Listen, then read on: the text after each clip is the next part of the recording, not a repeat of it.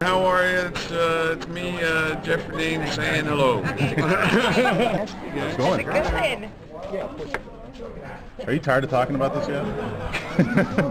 You want the honest answer? Yeah, I want the honest answer. We're tired of each other talking. I'm not tired of them talking. We know each other's answers now, so we should just answer each Yeah, other. I know we should. Is it kind of amazing you that this book that has comic book characters that really aren't what you would call like mainstream comic book characters? I mean, they're obviously, alternate universe comic book characters, has become so amazingly popular, and this movie is now like the talk of the year. Is it kind of surprised you in a way? Like, because I'm sure when you first came on this project, you had never heard of Silk Spectre or Night Owl or Dr. Manhattan. No, never. Yeah. I mean, I think it's pretty phenomenal. I think when you read, I read the script first. I had no idea that Watchmen existed. I didn't know it was a graphic novel. Got the script and I thought it was one of the best scripts I've ever read. Mm-hmm. And went immediately out to buy the novel, because a lot of times when you adapt a novel into a film, you lose so much of it. It becomes so watered. And anyway, I read the novel and got extremely excited just because it was so leaded to the novel. I mean, the script was phenomenal. So I think it's really fantastic that it's sort of become its own genre. I mean, this really isn't like any superhero or comic book that I've ever, which is not many that I've read, but I've seen all the superhero films, Superman and Batman. Come on, tell everybody you read comic books. It'll be so hot. All right, I Seriously. really do. No, but I mean, yeah, it's hugely different from anything that I would have expected. A lot of times when you read panels in like a Batman and Robin, you see the powers and the bangs, and it's very sort of juvenile, but this is extreme adult content. Yeah. It's not for kids. Well, the visual effects and stuff were much different from anything that I've worked on before. The character was very similar to a lot of the other characters I played, insofar as they're in the midst of some sort of crisis of self-knowledge.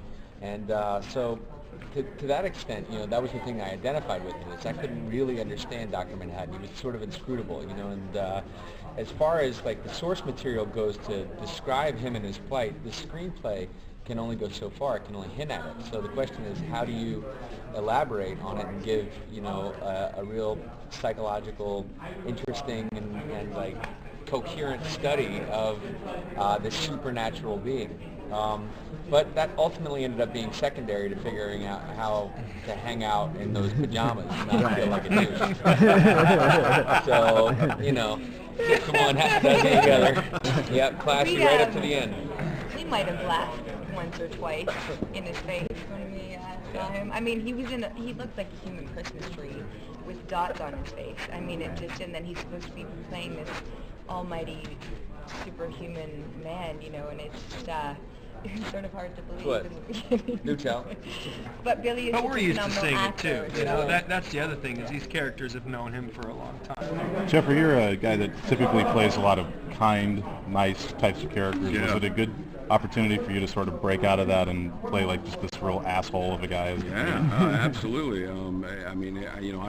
Coming off of Grey's Anatomy or P.S. I Love You, a couple of romantic comedies, it would have been really easy kind of stay in that world. Mm-hmm. And yet, as an actor, I desperately wanted to do something different. And the fact that Zach was able to look at me and go, "You're my comedian," I give him all the credit in the world, because, frankly, when I heard he wanted to meet with me, I was like, there's no way in hell he's going to give me this job as being, the biggest asshole in the world, basically. And for him to kind of have the trust in me, because it was exactly what I wanted to do, and I'm really glad I did it. We'll see how the fans react to the nice guy being not so nice anymore, but I loved it, and it was a great challenge. Yeah.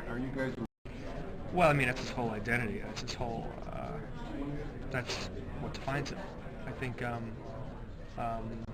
it's funny, Jackie and I have had this conversation actually about what, he feels strongly that, Walter is no more. And in fact, when he takes off the mask, that's, he is the mask. And I think that's one of the similarities I think that he has with Dan, and that Dan has lost every sense of himself unless he has the suit on. And so, it got some getting used to, but you had to inhabit it as the best version of Dan, you know, the most confident, strongest, most masculine, all those words. And that's because it's such a clear journey. It's one of the biggest arcs that I think I've been able to play in any movie or play. I mean, it's really an unbelievable character. So it was great inhabiting that strength when you put the suit on, because it really was sort of palpable. The first time I remember it was all black and it hadn't even been painted, so I really did just look like, I look like Batman. This is totally insane. So that was fun. I think for Laurie, her costume is her question mark. She doesn't know if that's for her, and I think that both of these characters find strength in each other and they help each other out. And I think that there's that moment of realization when we're down in his basement. My lair. In your lair. My owl chamber. You know, I think ultimately his sort of his pain and his want is what makes her decide that this actually is for her and that this is her passion as well. And so it's amazing how they're both catalysts for each other. It is really cool. This is also probably the first time there's been a comic book movie with superheroes that actually has a pretty intense love scene. Was that kind of a daunting thing at first, like thinking, wow, we're doing a superhero movie and we've got a big passionate love scene in the middle of it? I mean, it's never super comfortable. It's all, you know, forced intimacy is always bizarre. You know, luckily for us, it was at the end. It was towards the end of the shoot. We'd gotten to know each other and, you know, new spouses and all that. Just on a personal level, you get over that pretty quickly. And the owl ship is very small, so there's not a lot of room for a lot of people. That's always helpful too. But to be honest with you, it was one of the most exciting parts, I think, to see on screen because you never see it. I saw it with my wife, and she felt the same way. Like, thank God, you know. I mean, no matter how the characters are in any other comic movie, you can assume they either, you know, you see the hero and you see the girl, and you know they probably do, but you never see it, or maybe they don't. And I love that you do. That it humanizes them. Yeah. It's completely. Yeah. Because sex is a really important part of this. Sexuality, rather, is such an important part of this movie. In every character, there's some, whether it's a lack thereof or wanting to please sexually, or whether it's, you know, Adrian calling Ozzy possibly homosexual, and you know, every character has where there's my fetish aspect, and every character has sexuality is so important, and thank God, because I think that's ultimately the most base human element there is, you know? You know, what Alan Moore was saying within these two characters, though they are kind of the dark side, I think they're very clear in their actions and who they are, certainly. There's not a lot of, although, you know, well, I'll let Jackie answer that. The comedian lives very much in this realm of grayness and kind of loves that aspect of it, you know.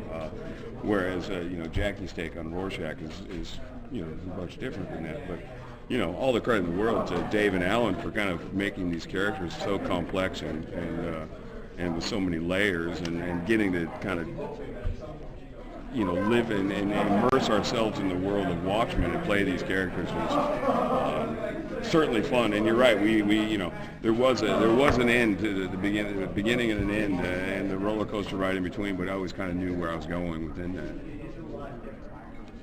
I think, you know, what's cool about these two guys is I think they kind of take that same, you know, the stimulus of this world, the complexity, the grays, and they kind of deal with it in a very opposite manner. And yet they kind of admire, I think, each other because of that moral sense. I've heard people say nice things about us. In the course of the last 3 weeks, we've been doing nothing but talking about this. So, you know, it's really great that people are responding to these characters. Although it makes me wonder about the people that are responding to these characters. America loves assholes. I guess so. Well, you know, I confess actually there is a large part of the Dr. Manhattan narrative where he is only reactive. He's reactive as a pawn of the government. He's in search of his own motivation because, well, his own human motivation. Because that's the only reference point. People keep coming up to him and saying, hey, where are you, where are you, where are you? He is highly motivated, but the things that he's motivated about have nothing to do with the human condition anymore. He's become intrigued by the physical world and by the insight that he has into observing the world on a quantum scale. which is pretty cool. I mean, now but nobody else on the planet could do it, you know? Nobody else can teleport themselves around. And so he's kind of like testing out his powers for a couple of years, you know? He spends the first part of his journey as a god kind of following the government and losing a bit of himself in it. So that was one of the things that I found very difficult, was on a very simplistic base level. How do I find my motivation from moment to moment? So, the end. I think that's it, yeah. Thank you, guys. Thank you guys.